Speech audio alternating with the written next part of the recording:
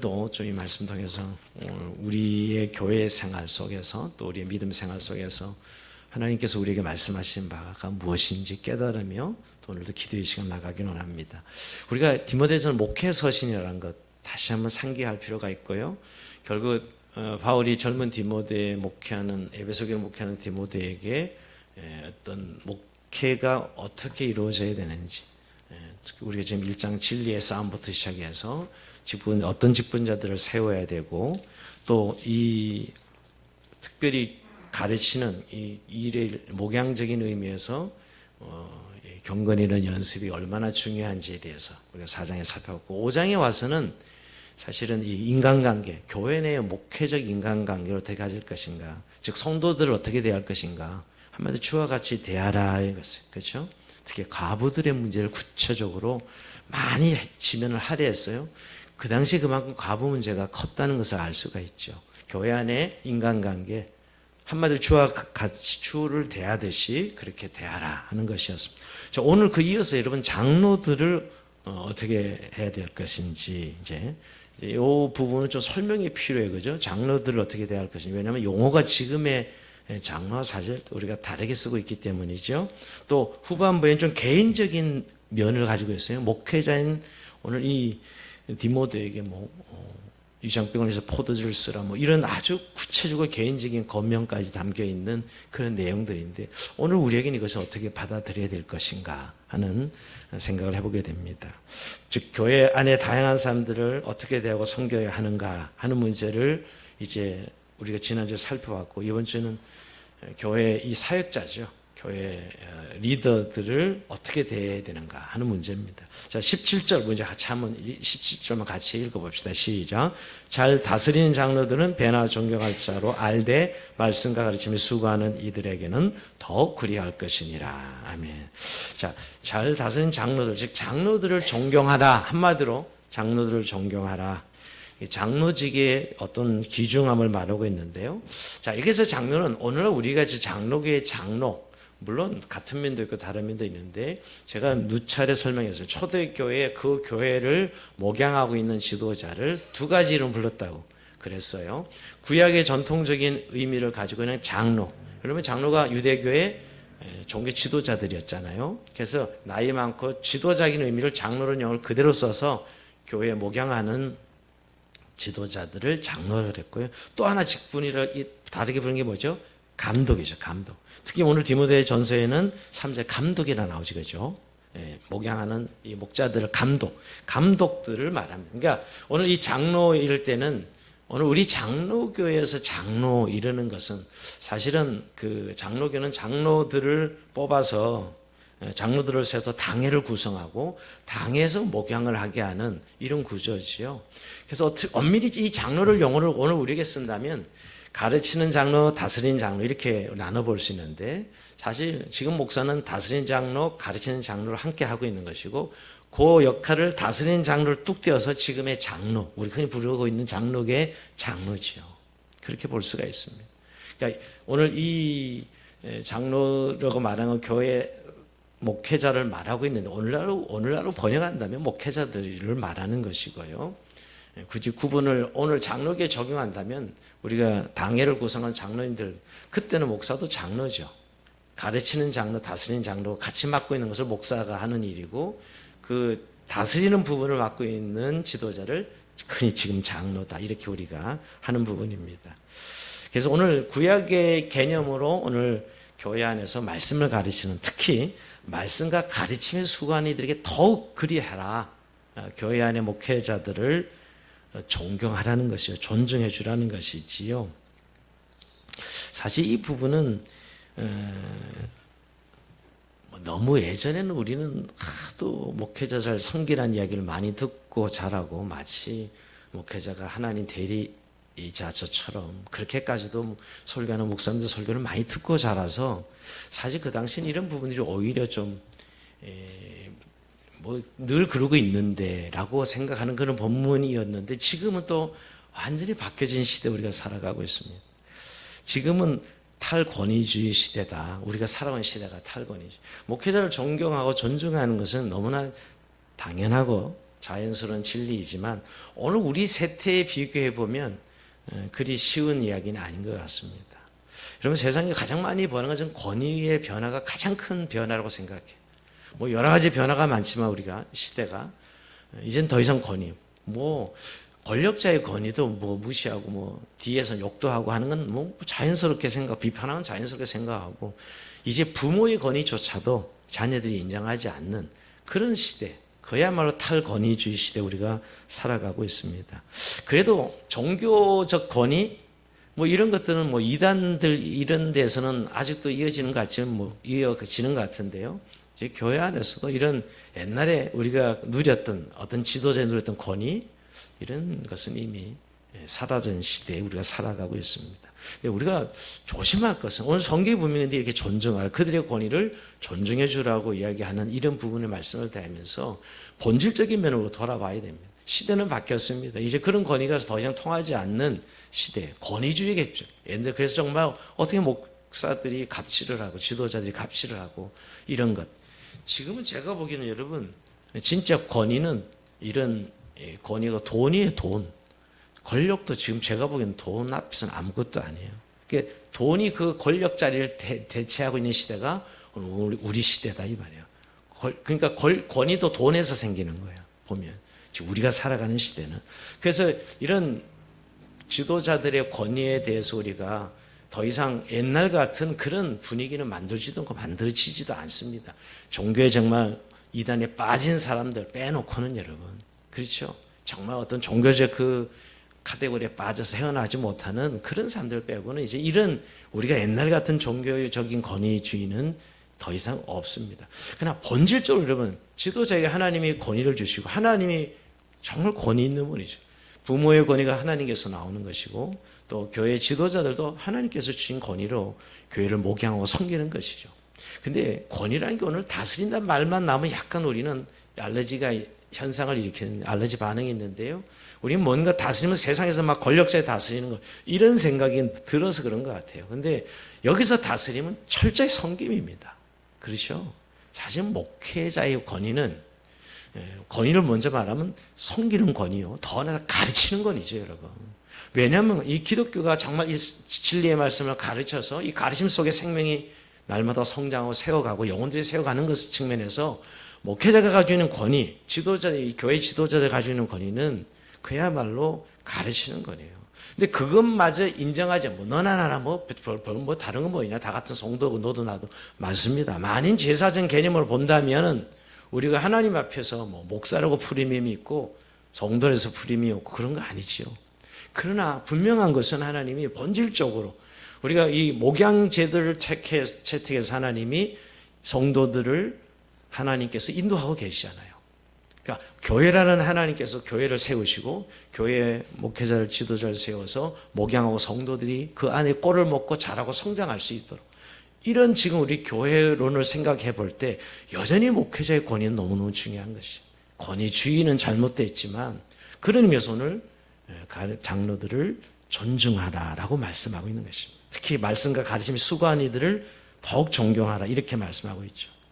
이 장로들에게 존경을 표해야 되는 이유는 이들이 지금 위치입니다. 이들이 하는 역할이 말씀과 가르침 아니에요. 성경을 가르치고 진리를 선포해서 그들의 영혼이 하나님이 잘 세워져 가야 되는 부분이죠. 사실 저는 개인적으로 뭐 잘나서가 아니고 그 직분 자체가 특별해서가 아니라 하나님께서 그들을 세우셔서 그 목회자들을 통해서 하나님이 교회를 세워가시는, 영혼들을 세워가시는 그 일이 너무나 소중하기 때문에 오늘 주님은 장로들, 즉 말씀과 가르침이 수고하는 장로들을 존경하라고 말씀하고 있는 것이죠. 한편은 저는 오늘 묵상하면서 요즘 이 우리 시대에 무수히 방송에 나오는, 뉴스에 나오는 잘못된 목회자들의 그 뉴스들을 늘 우리는 요즘 봅니다. 왜 그렇게 또 그런 것들은 골라서 잘 이렇게 어디서 이렇게 잘 골라서 세우는지, 특히 신부의 어떤 이탈이나 사실 이 승려들의 이탈은 다루지 않아요, 방송에서. 근데 목사들의 이탈은 항상 다룹니다. 문제만 생기면. 또 교회가 여러 문제 생기면 옛날에는 그 교회 문제는 그냥 방송거리가 아니었거든요. 지금은 다 방송거리가 돼요. 그래서 저는 그런 걸 보면서 참 부끄러워요. 목회자로서 저는 우리 시대의 목사는 참 부끄러운 이름이다 하는 생각. 왜 저래 여기 동네 북처럼 여기저기서 비난받는 또 성추문 사건이라든가 뭐 재정 사건 이런 일들을 늘 목사들이 들어가 있는 거 보게 됩니다. 참 그렇게 보면 은연중에 그런 소식을 듣고 돌아가는 성도들에게 과연 목사들에 대한 성도들의 태도는 그런 이 뉴스 때문에 혹시 그런 존경심이 사라지지는 않을까 하는 생각을 해보는 것이죠. 저는 목회자의 잘못이 1차적으로 가장 크다고 생각합니다. 지금 이런 상황은 목회자들이 잘못한 것이죠. 그러면서 저는 제 자신도 이 시대 목사라는 게 참 부끄럽다는 거예요. 굉장히 자랑스러운 직분이었는데 말이에요. 그럼에도 불구하고 여러분 오늘 우리가 다시 말씀을 보면서 세워야 될 것은 우리가 목회자들이 만약 제대로 세워져서 그 역할을 감당하지 못하면 더 이상 교회는 소망이 없습니다. 교회는 더 이상 온전하게 세워질 수 없다는 거에 문제가 있어요. 목사를 볼 때 늘 판단하고 비판하고 정죄하고 이런 기능만. 그래서 요새 목회자들 이렇게 이 대화를 나눠보면 무한 원하는 것들이 많다는 거예요, 성도들이. 그래서 그걸 다 잘해야 되는데 하지만 잘 못하는 것에 대해서는 끊임없이 하살이 날라온다는 것이죠. 그런 목사들끼리 모이면 그런 이야기들 많이 합니다. 자, 그렇게 생각해 볼 때 정말 목회자들이 하나님 앞에 잘 세워져야 되는 측면에 있어서 하나님은 성도들에게 그 책임을 주신 거랍니다. 오늘 이 말씀이 그런 것이죠. 오늘 가르치는 장로들을 존경하라 하는 것은 그렇게 목회자가 잘 세워져야 교회 말씀 사역이 제대로 이루어지고 영적 리더에 잘 세워져서 성도들이 그 통로를 통해서 믿음과 신앙이 자라고 성장하는 것인데 말이에요. 그렇게 안 될 때 그건 얼마나 불행해요. 비극이죠, 여러분. 지도자들이 비난받고 정죄받는 그런 구조 속에서 교회의 목양은 사실은 더 볼 것도 없는 것이죠. 무슨 목양이 가운데 아름답게 이루어지겠어요? 물론 불필요한 권위주의 계급적인 구조를 말하는 게 아닙니다. 또 괜히 뭐 사람과 사람의 무슨 그 급을 둬서 나누는 것도 아닙니다. 결국 근본적으로 우리는 사람을 존중하고 존경해야 되죠. 꼭 굳이 지도자가 아니래도 여러분. 우리가 그런 의미에서 오늘 가르치는 장로들을 존경하라 하는 것입니다. 사실 저는 늘 그렇게 생각합니다. 성도들이 결국 우리가 세상에서 육체가 살아간 밥을 먹고 살아가잖아요. 육체가 그래야만 유지됩니다. 밥을 먹지 않고 살아갈 수 없죠. 요새 밥 말고 다른 먹을 것이 많아서 밥을 이야기하면 어떤 학생들은 다른 생각을 하더라고요. 라면 먹으면 되죠, 뭐 그러던데. 근데 사람이 영혼의 양식을 먹지 않으면 그 영혼은 사실은 제대로 성장할 수가 없습니다. 우리가 그리스도인이 살아가는 데서 영혼의 양식을 늘 이렇게 신경 써서 채워가는 건 너무너무 중요한 것이죠. 이게 굉장히 자연스럽게 생각하는 것이지만 우리 영혼의 양식을 제대로. 그래서 그때 그 목회자의 역할은 이루 중요한 역할을 감당하는 것이죠. 자, 그런 관점에서 목회자들이 성도들을 위해서 중보하고 말씀을 준비해서 나누고 교회를 영적으로 이끌어가는 그 리더로서의 정말 존중함이 있을 때 아름다운 목양이 이루어질 수 있는 것이죠. 근데 그런 존경보다는 늘 원하는 것을 하지 못하는 것에 대한 비난들, 또 자기 기대치에 채워지지 못하는 것에 대한 반대들, 이런 것들로 정말 교회는 시끄러울 때가 많습니다. 저는 교회 목회자 이렇게 청빙하는 일들을 잘 이렇게 보는데요. 그러다 보면 요즘 교회는 흔들려요. 옛날에 1대 개척교회 목사가 1년 끝날 때는 별 문제가 없어요. 그런데 이제 2대 3대로 이어지는 거 보면 지금 교회들이 참 어렵다는 생각을 합니다. 그러니까 우리의 이 탈권위주의 시대에 살아가면서 목회자가 요구하는 거 무한 원하는 것들이 있습니다. 근데 인간 목회자는 한계가 있고요. 그거 감당하지 못합니다. 그래서 2대 3대가 되면 요새 올라목사제도 있어도 별 소용이 없더라고요. 그 20년 채우는 목회자가 없어요, 지금.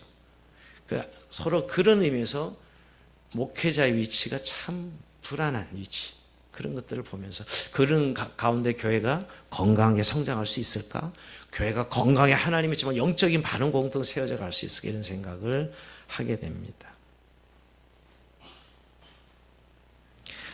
저는 목회자들도 그런 연약함 또 허물을 늘 보게 됩니다. 제 자신에게 늘 보지요. 그러나 잘하는 것은 당연한 것이고 조금 못하는 것에 대한 거센 비판이 있는 이런 우리 시대 이런 분위기 트렌드가 있어요. 지도자에 대해서는 그죠? 참 어려워요. 그런 부분에서. 그래서 오히려 당연하게 의식을 감사하게 여긴다든가 존중한다든가 이런 의미가 아니죠. 오히려 그 10개 잘하다 하나도 못하는 못한 것에 대해서 비난과 정죄가 더 많이 있는 오늘의 시대예요. 자, 그런 관점에서 오늘 꼭 우리 교회 뭐 남에게 이런 문제가 아니라 오늘 이 가르치는 장로들을 존중하라 이렇게 강조하는 부분에 있어서 성경은 우리에게 이 시대 속에서 참 우리가 아름다운 목양 관계를 만들어 가기 위해서 너무 중요한 부분이라는 것. 사실은 부모의 권위가 가정에 세워지는데 그 가정은 실제 가정이 아닙니다. 교회도 마찬가지입니다. 교회도 바른 영적 지도의 권위가 세워져 있지 않는데 그것이 교회가 바로 세워질 수 없지요. 그런 부분에서 오늘 교회 목경적인 측면에서 가르치는 장로를 존중하라, 존경하라라고 말씀하고 있는 내용입니다. 우리에게 찔은 전 제일 목사로서 가슴 아플 때가 목사의 부족한 것 때문에 그분이 말씀을 듣지 못할 때죠. 목사랑 어떤 불편함 때문에 설교가 들리지 않을 때가 가끔 종종 발견합니다. 그럴 때 제일 가슴 아픈 일이에요. 사실 그게 얼마나 그 사람 영혼에게는 말씀이 중요한 것인데 인간적인 관계는 어떤 불편함 또 연약한 본 것 때문에 말씀이 제대로 전달되지 않을 때 그건 정말 하나님 앞에서 우리가 정말 목회자나 회개할 일이고 또 개인적으로 마찬가지죠. 또 그런 것들이 교회 안에 너무너무 중요하기 때문에 오늘 이런 말씀을 하는 것이거든요. 존중이 있을 때 존경이 있을 때 그 말씀을 받고 그 순종이 이루어지지요.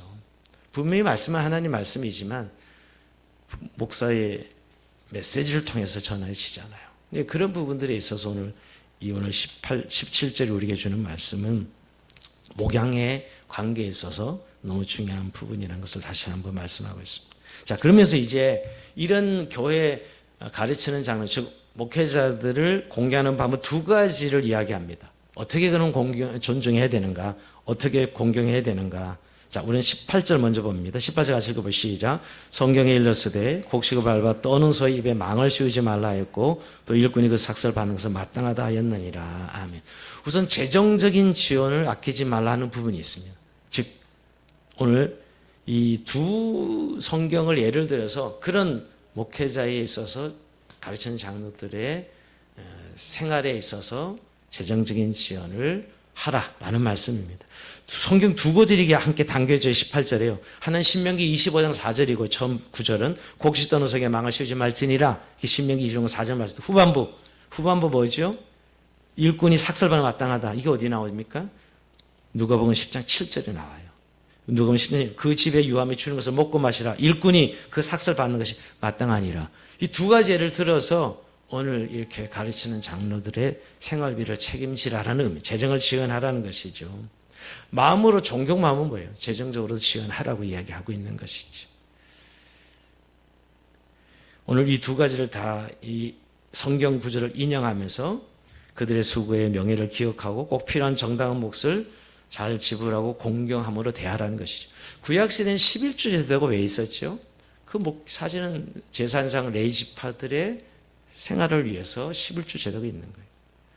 또 물론 고아, 가부와 객들한 11조 제도도 사용되어 있지만 근본적으로는 그 11조 제도가 운영되는 것은 제사장 레이지파들이죠. 근데 여러분 법은 바뀌었지만 원칙은 동일하죠. 재정적으로 목회자들이 생활이 어렵지 않도록 재정 지원해 주라는 것입니다. 저는 늘 이게 사례비 오늘 이 설교가 전 가르치는 장로 목회자에 대한 말씀에서 굉장히 불편하게 느끼는 부분도 있는데요. 그래도 담임 목사들은 그런 대로 하는 것 같아요. 교회에서. 이제 문제는 부교육자들 문제 같아요. 저는 이 시대에 오늘 우리들이 고민해야 될 부분이 있다면 물론 교회가 어려워서 그런 부분도 있지만 어렵지 않아도 왠지 교회에 가지고 있는 시선들은 목회자는 가난해야 된다. 이런 의식을 가진 분들이 꽤 있더라고요. 이렇게 이야기를 들어보면. 과연 그게 성경적인가? 목회자들은 가난해야 된다. 물론 그 말은 그래야 기도하고 그래야 열심을 내고 그런 의미들 이야기하는 분들을 봅니다. 요새 교회에 이중직 이야기도 계속 나고 목회자들이 직업을 가지고 목회하는 그래서 그런 사람이 더 낫다. 그런 분을 뭐 청빙하자 뭐 이런 이야기도 하는 교인들도 있더라고요. 오늘 이 부분이 자 가르치는 장들을 목회자들을 존중 존경하라면서 재정 지원도 아끼지 않고 해서 목양 사역을 잘 할 수 있도록 하라는 말씀이죠. 18절 그 말씀이. 그러니까 그 명예라는 것은 단순히 존경에서 끝나지 않고 생활에까지 필요한 부분들을 말씀하고 있는 부분입니다. 자, 그다음 이어서 이제 두 번째 목회자들을 어떻게 공경해야 되는가? 죄의 고발에 대해서는 신중하라는 것이죠. 19절 같이 읽어봅니다. 시작. 장로에 대한 고발은 두세 정이 없으면 받지 말 것이요. 자, 이 부분은 이제 목회자들에 대한 고발. 목회자들은 늘 리더로 있기 때문에 늘 사람들 입에 오르락 내리락 할 수 있습니다. 그리고 늘 앞에 서서 일을 진행하고 목회를 하기 때문에 늘 그 이야기의 중심에 설 수 있는 것이죠. 근데 만약에 어떤 안 좋은 이야기, 즉 고발이 있을 경우 그냥 그 고발을 소문을 그냥 믿고 집행하지 말고 반드시 두세 사람의 증인이 있어야 즉 그 죄를 제대로 알아보고 판결을 할 때까지는 분별하라는 것이지요. 예를 들면 저는 이런 일들이 목회자들이 꽤 많이 있어서 저는 지금은 오히려 저는 우리 이제 담임하면서는 저는 그런 거 거의 우리 조영환 교수가 모함을 받아보거나 그런 적 없습니다. 저는 너무너무 감사한데 자질구레한 일들이 있었어도 근데 예전에 보면 교회에 있을 때 목사님이 그랬대 이래가지고 그 이야기가 막 교인들께 다 돌고 나중에 이제 그랬대가 그야말로 헛소문이었는데 그게 드러나고 그리고 그 당사자 집사님이 치리하는 것까지 제가 교회 애들 모교회 다닐 때는 몇 번 봤습니다. 그러니까 목사에 대한 말을 그냥 자기가 만들어서 퍼뜨리는 것이죠. 오늘 이런 부분입니다. 오늘 이 두세 증인이 없으면 절대로 목회자를 고소하면 안 된다. 이런 말이죠. 무고한 모함일 수 있다는 것이죠. 그러니까 우선 어떤 목회자의 안 좋은 이야기가 나왔을 때 그 소문이 진짜인지 가짜인지 그 여부를 반드시 확인하라는 의미가 있고요. 또 하나는 여러분 그 소문이 있는데 그 소문 속에 대부분 어떤 사람의 어떤 한계나 연약함 그런 부분들은 그냥 덮고 가야 되잖아요. 그런 예를 들면 정말 명백하게 이거는 죄를 지어서 목회자 그럴 때는 사실은 분명히 책임을 물어야죠. 여러분. 죄값을 물어야 됩니다. 목회자라 하더라도 그 부분은 분명히 그렇게 묻고 넘어가야 되는 부분인데 사실은 그 사람의 어떤 기질이나 약점이나 한계나 성격에서 오는 것들은 사실 넘어갈 수 있어야 됩니다. 오늘 그런 의미죠. 오늘 이 두세 사람 증인이 될 정도면 범죄한 사실에 대해서 진짜인지를 반드시 확인하라. 그냥 섣불리 그 사람의 말만 듣고 목회자를 죄인 취급하든다든지 피의자 취급하면 안 된다는 것을 말하고 있는 것이죠. 하지만 여러분 분명히 범죄가 드러났어. 그렇다면 그건 분명히 따져야 됩니다. 자, 20절 그겁니다. 20절 볼까요? 읽어보면 시작. 범죄한 자들은 모두 사람 앞에 꾸짖어 나머지 사람들을 두려워하게 하라. 자, 이건 이어서 이야기하는 거예요. 그러나 분명히 죄가 드러났어요. 그러면 옹호하면 안 되지. 이거는 마찬가지로 지도자도 징계를 받아야 되는 것입니다. 이럴 때 사랑으로 덮어야지 이런 사람들 꽤 많아요. 지금 한국교회 이렇게 된 건 사실은 여러분 목회자들이 이탈이 있을 때 분명 명백한 범죄가 있었어요. 그러면 그 죄를 물어서 회개할 기회를 주고 돌이켜서 회복한 시간을 갖고 이래야 돼야 되는데 우리 목사님 다 사랑으로 덮어요. 즉 그러면 교회 싸움 납니다. 목사파 반대파 해가지고 싸움 나 교회가 다 그냥 두드려 부셔지고 나뉘어지고 이런 걸 저는 몇 번 봤습니다. 사실 제대로 그 사실이었다면 죄를 묻고 목사에게도 회개할 기회를 주고 이런 절차를 밟았더라면 교회는 그렇게 풍지박산 나누지 않았을 텐데 말이에요. 근데 목사님이니까 무조건 덮어야 돼. 이런 식으로. 물론 이게 쉬운 일은 아닙니다. 늘 그 목사님부터 말씀을 듣고 양육받은 성도들이 목사님 어떤 이탈이나 범죄로 인해 문제가 생겼을 때 쉽게 정죄가 되고 이런 건 아니지요. 그러나 여러분 오늘 하나님 앞에서는 그런 분은 모두가 동일합니다.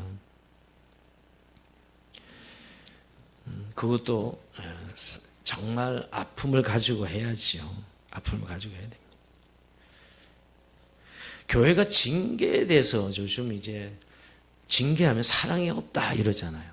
아니요. 그건 정말 잘못 오해하는 거예요. 정말 사랑이 있기 때문에 징계해야 돼요.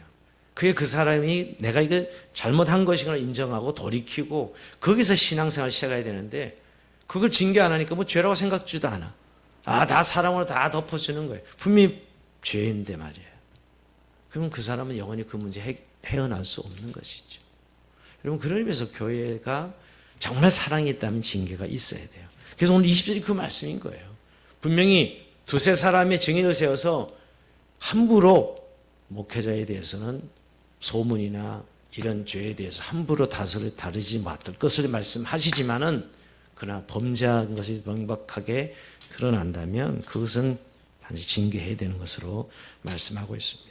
자, 그러니까 두 가지면 오늘 재정적인 것, 정말 목회자를 종합 재정적인 문제, 또 고발의 문제가 생겼을 경우 신중해야 될 것을 말씀한 두 가지. 이게 바로 지도자들을 존중해 주는 방법을 이야기합니다. 자, 그리고 나서 여러분 이제 21절부터 오늘 목회자로서 개인적 권면입니다. 21절 한번 같이 읽어봅니다. 시작. 하나님과 그리스도 예수와 택하심을 받은 천사들 앞에서 내가 엄히 명하노니 너는 편견이 없이 이것들로 지켜 아무 일도 불공평하게 하지 말며. 자, 여기 이 구절을 항상 엄히 명하노니 할 때 나타나는 구문이죠. 그죠? 하나님과 그리스도 예수와 택하심을 받은 천사들 앞에서 내가 엄히 명. 이렇게 말할 때는 환기시키면서 아주 엄중히 말한다며요. 뭐죠? 아무 편견 없이, 자, 편견과 불공평하게 대하지 말라는 것이죠. 자, 일이나 사람을 대할 때 편견 없이 지키고 또 치우침 없이 행하기를 엄히 명한다는 거예요. 오늘 이 목회자에게 꼭 필요한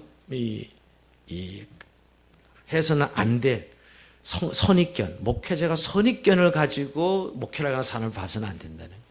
또 하나는 편견이에요. 편파적인 사람. 이 편을 들어주고 저 편을 들어주는 거. 이 말은 정말 저는 목회자가 너무너무 중요한 말씀입니다. 여기 이제 목회할 분도 계실 텐데, 목회자로서 가지는 또 리더로서 가지는 이 교회 안에서 이 편견이라는 것, 어느 편이 돼버리면 주님 편이 돼야 되죠. 이 편이 되면 교회 싸움 붙이는 겁니다. 그 교회 지도자 때문에 싸우는 것이에요. 그래서 이 장로님 저장에 그 싸움 붙이는 게 목회자들의 겨울 다. 이 편을 들어버리면 적이 되고 싸워버리는 것이에요.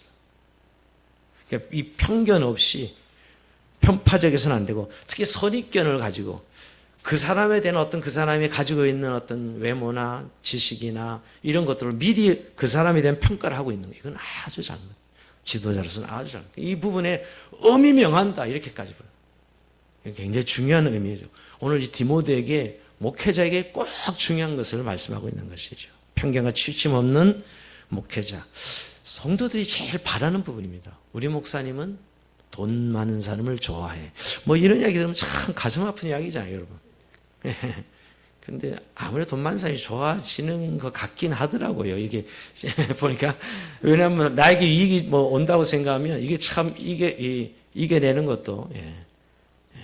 그래서 참 부자가 없는 교회 목사는 좀 자유로울 수 있어요. 그래서 큰 부자가 있어야 되는데, 그래서 저는 가끔 그런 생각을 해보기도 하는데요. 오늘 여기서 사실은 이 편견 없이 사람들을 공평하게 대하는 것. 근데 제가 이것도 너무 공평하게 대하는 것 때문에 늘 이렇게 목회자로서 좀 제대로 못하는 게 많습니다. 이 사람한테 한마디 했으면 이걸 다 해줘야 되는데 이 생각 때문에 못하는 거죠. 그때는 자유롭게 칭찬도 흡족하려면 하면 좋은데 이 사람한테 이렇게 해놓고 다른 사람한테 그렇게 안 할까봐 못하는 거 있죠. 이런 또 제가 이렇게 제 자신을 이렇게 목회를 돌아보면 이게 사로잡히는 게 있어요. 예를 들면 축하면서 이 사람한테 한 번 했다면 이 사람은 동일하게 해야 되는데 이 생각 때문에 다르게 하면 그게 내가 편파적인 게 아닌가 이런 생각이 하는 것이지. 오늘 이 사실을 엄히 명한다는 표현 쓰여서 굉장히 중요하게 목회자의 태도 속에 일이 요청하고 있는 부분입니다. 근데 만약에 지도자가 목회자가 이 잘못된 편견으로 편향된 판단과 결정을 내리면 그 교회는 이제 정말 다른 데로 가는 거예요. 여러분 목회자가 어디 쏠리면 참 걱정이에요. 특히 요즘 목회자들이 정치색을 드러내서 교회가 그 정치색대로 흘러가는 교회들이 많아졌어요. 요즘 특별히 그 목사님이 좌파냐 그 목사님 우파냐 이래가지고 교회 전체가 정치적 색을 띠고 오가는 이런 교회들이 있어요. 이건 사실은 정말 주님 마음을 아프게 하는 것입니다. 교회는 적어도 정치의 장을 뛰어넘는 진리의 문제가 영혼의 문제를 하나님 앞에 다스리고 있는데, 물론 정치적이 중요하지 않다는 게 아닙니다. 그건 개인이 판단할 수 있는 충분한 자유를 주는 것이고, 목회자가 어떤 한쪽에 편파적인 어떤 입장을 고수하고 있으면 여러분 교회는 같이 흔들릴 수밖에 없는 것이죠. 그러면서 여러분 오늘 2절에 자 이어서 어떤 권면을 하고 있죠? 21권면 시작. 아무에게나 경솔히 안수하지 말고 다른 사람의 죄에 간섭하지 말며 내 산을 지켜 정결하게 하라. 자, 아무에게나 경솔하게 안수하지 말라. 아마 이건 좀 그 당시 일이 있었던 것 같아요. 안수 문제로 아마 여러 가지 목회자로서 이렇게 좀 어려움을 당한 그런 일이 있으리라고 본 것이고요. 근데 안수를 하지 말라라는 의미가 어떤 사람이 관여하는 바람에 생기는 일들. 자, 어떤 일이 있는데 목회자 중립적인 위치를 취해야 되는데 그냥 그쪽 편을 들어버렸어. 그럼 이쪽 편에서 문제를 제고 싸움이 되겠죠. 그러니까 경솔히 안수하지 말고 문제라 다른 사람의 문제에 이렇게 관여하지 말라 하는 말씀과 같은 거예요. 죄에 간섭하지 말며 다른 사람 문제에 간섭한 내 자신을 지켜라. 널 정결하게 하라. 그러니까 그 사람 문제 때문에 자기가 그 죄가 빠져. 지도자. 그러면 안 돼. 중립적인 위치를 서야 되는데 그 사람 편을 들어주면서 그 사람 죄에 빠지는 이런 일이 분명히 있었던 게 분명합니다. 그러니까 이런 부분에 있어서 균형이죠. 밸런스입니다. 목회자가 요구하는. 근데 이게 참 어렵습니다. 왜냐면 그래서 늘 하나님의 말씀의 기준의 밸런스를 가지는 거.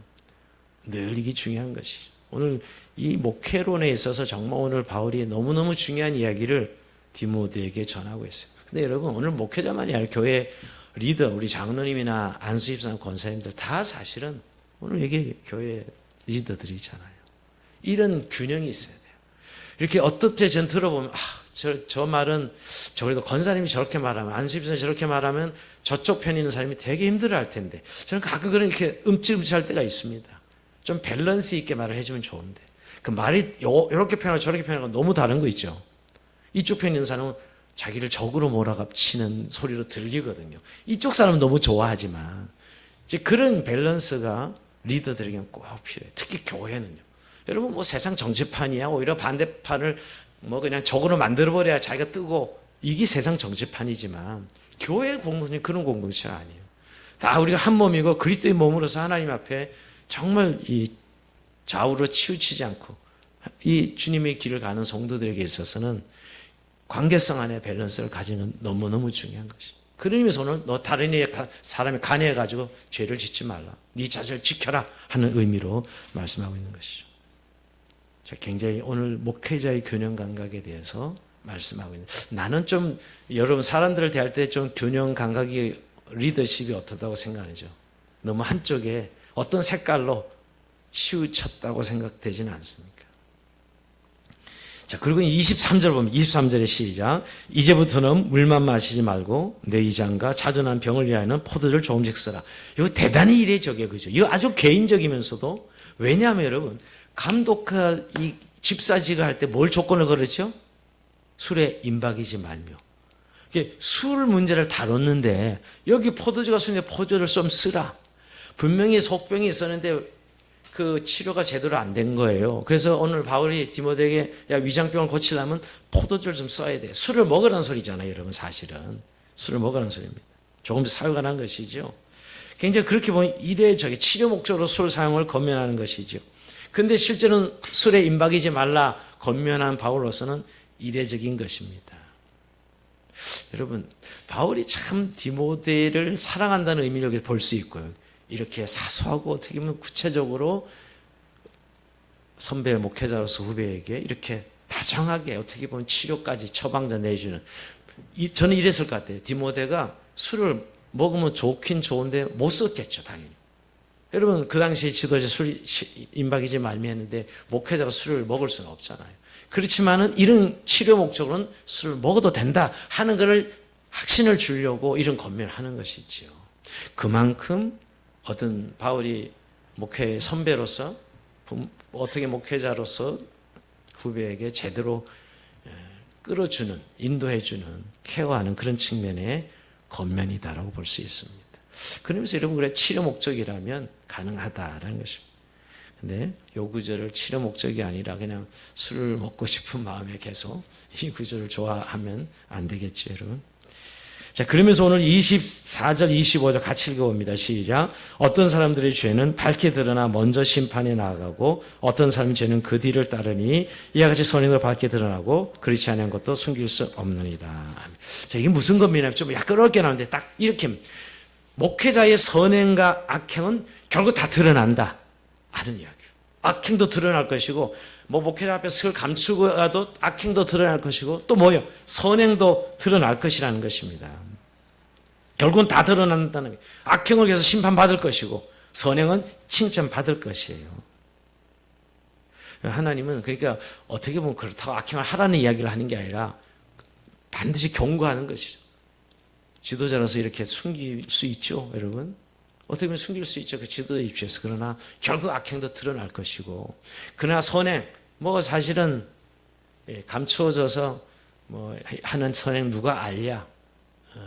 사실 목회자는 드러나서 하는 것이 그렇게 불편할 때가 많습니다. 왜냐하면 이쪽에서 보는 사람 이쪽 이야기하고 저쪽에는 저런 이야기 할 수 있는 그런 부분이 있기 때문에, 그래서 대부분 그냥 말하지 않고 하는 선행들이 있을 것이요. 그러나 그거 역시 드러난다는 것이죠.